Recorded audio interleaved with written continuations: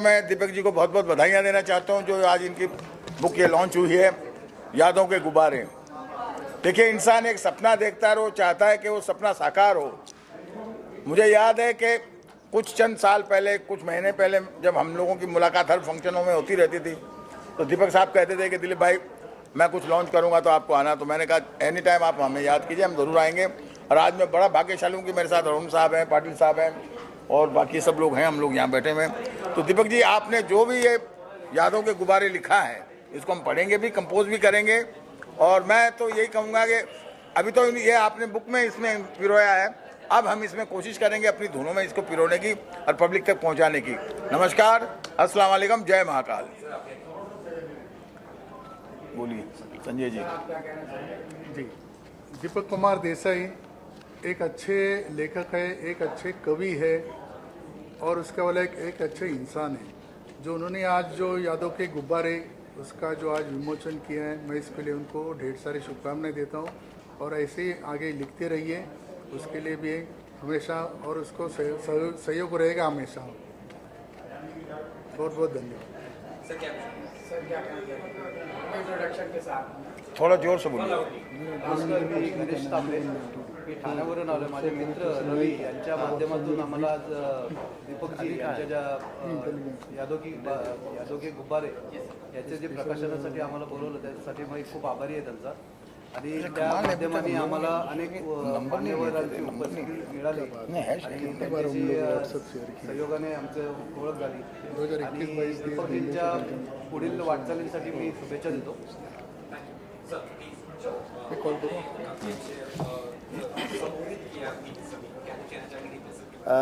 यादों के गुब्बारे इस किताब का आज यहाँ पर इजरा किया गया और इसके मुसन्निफ लेखक जो शायर भी है, लेखक भी है, हमारे मित्र दीपक देसाई उर्फ दीपक, उनका तखल्लुस है।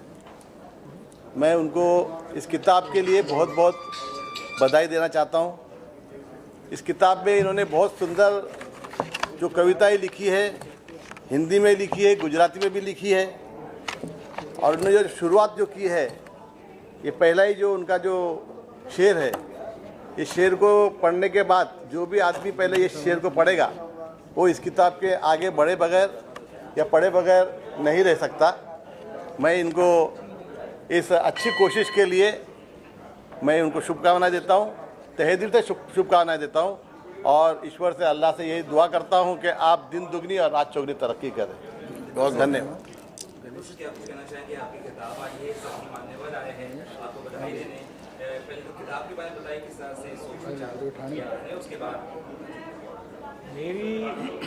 मेरी किताब की कहानी किसी फिल्म की कहानी से कम नहीं है। मैं छोटे से गांव में किसान का बेटा हूँ। इस किताब की आधी रचनाएं मैंने कई साल, 40-45 साल पहले की थी। वो डायरी के स्वरूप में पड़ी रही थी। मेरी एक लघु कथा प्रकाशक ने रिटर्न की थी।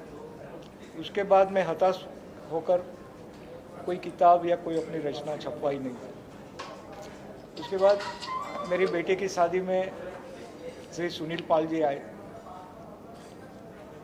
बात में मैंने एक अपनी रचना उनको सुनाई तो उन्होंने पूछा कि भाई किसने लिखा है, तो मैंने बोला कि मैंने लिखा है।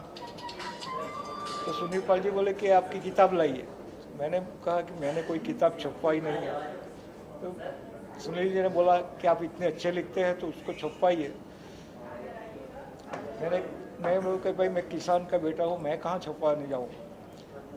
तभी सुनील पाल जी ने बोला कि आपने जो भी लिखा मुझे भेज दीजिए, मैं उसे छपवाऊँगा। तो इस किताब की छपवाने की पूरी जिम्मेवारी श्री सुनील पाल जी ने और श्री संजय अमान जी गो भारती के अध्यक्ष एडिटर हैं, उनके द्वारा ये किताब प्रकाशित हुई।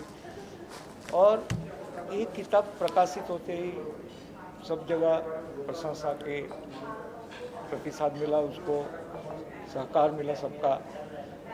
और सब महानुभावों का भी अभिप्राय मिला, अच्छा अभिप्राय मिला। संजय पाटिल सर जो यहाँ पर बैठे हैं, उन्होंने भी इसकी प्रशंसा उनके बारे में लिखी थी। तो इस बात से प्रतीत होता है कि कलम की ताकत कैसी है। मैं एक छोटे से गांव का किसान का बेटा आज यहाँ मुंबई मोहमयी नगरी में मुंबई फिल्मी हस्तियाँ, टीवी क्षेत्र की हस्तियाँ, राजनेताओं के साथ बैठकर अपनी एक किताब का विमोचन उनके द्वारा किया गया, एक कलम की ताकत दिखाती है। कलम बोलते हैं कलम तख्ता भी पलट सकता है, इसका जीता जागता नमूना ये है। और इसके बाद मैं इतना सौभाग्यशाली हूँ कि ऐसी भारत की 2 हस्तियों के बारे में मुझे लिखने का मौका मिला। एक अपने बॉलीवुड के हीरो, निर्माता, निर्देशक मनोज कुमार जी और दूसरे अपने लोक लाडीले बड़ा प्रधानमंत्री श्री नरेंद्र मोदी। युग पुरुष नरेंद्र मोदी मेरा दूसरा पुस्तक है, वो प्रकाशित हो चुका है और भारत पुत्र मनोज कुमार जल्दी ही उसका विमोचन किया जाएगा। तो ये कलम की ताकत दिखाती है, कलम में कितनी शक्ति है। दूसरी ऊपर वाले की, आज से यही किताब में 40 साल पहले मैं हताश हो गया था, तो मैंने लिखा था कि हमसे ना इंसाफी करने वाले खुदा, काश तेरे ऊपर भी अदालत होती। तो आज 45 साल बाद मुझे ये लिखना पड़ा कि हम ही सब्र न कर सके और तुम पर नाइंसाफी का इल्ज़ाम कर बैठे।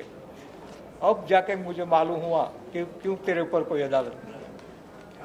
ये ऊपर वाले की करामत है कि जो रचनाएं 40-45 तक पड़ी रही, वो इतने सालों बाद दूसरी भी रचनाएं आई उसके साथ नहीं, और इतनी सबको पसंद आई और उसका दूसरा संस्करण भी आ जाया और महानुभाव द्वारा उसका विमोचन किया गया। मैं इन सबका आभारी हूँ और इन सबका मेरे को बहुत सहयोग रहा है। तो जैसे उसके बाद मुझे मुंबई में कई जगह सम्मानित किया गया और मुझे एक बात की खुशी है कि मैं दैनिक भास्कर ने उनके award, excellence award, Gujarat excellence award के लिए मुझे नॉमिनेट किया, जो जल्दी ही मुझे मिलने वाला है। ये सब उपकार ऊपर वाले की है। Thank you. बस धन्यवाद। जैसे मेरी पहला संस्करण को आपने अच्छा प्रतिसाद दिया, ऐसे भी इसको भी अपना लेंगे, यही। धन्यवाद। देसाई दीपक जी का ये जो संग्रहालय रिलीज़ हुआ है, इसके लिए बहुत मैं दिल से बधाई देता हूँ उन्हें, क्योंकि उन्होंने हमारी फिल्म कॉफ़ी विद अरुण के लिए भी गाना लिखा है और गाली गलौज फिल्म के लिए भी गाना लिखा है, जिसमें हमारे दोनों भाइयों ने काम भी किया है। तो हम तीनों को बड़ी खुशी हो रही, एक टीम वर्क हुआ है और बहुत मुबारक हो। बाकी विशु जी और जीतू जी कुछ कहना चाहते हैं? Wish you all the best, जीतू रहो। हाँ जी, साथ में एक साथ में आप तीनों जोड़ी है, हम तीनों की जोड़ी है, हमेशा रहेगी। और मैं ये कहना चाहता हूँ, यादों के गुब्बारे जो है इसके लिए ढेर सारी शुभकामनाएं, वो भी प्रेम से दीपक देसाई को, दिव्या देसाई जी को। और ये हमेशा इसी तरह किताबें छापते रहे और सबको मैसेज पहुँचाते रहे, बस इतना ही कहूँगा।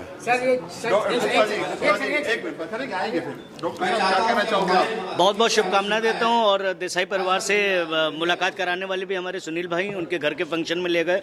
आज उन्होंने इस बुक लॉन्चिंग में हमें बुलाया। तो जो भी ये गुब्बारे हैं, मैं चाहता हूँ इनकी ऊंचाई आसमान से भी ऊंची हो। और हमारे भाभी जी की टीम की तरफ से, परिवार के सदस्य से बहुत बहुत शुभकामनाएं। ये किताबें हर कोई पढ़े और जानी और समझी जाएँ। सर, 26 जनवरी के बारे में क्या कहना चाहेंगे?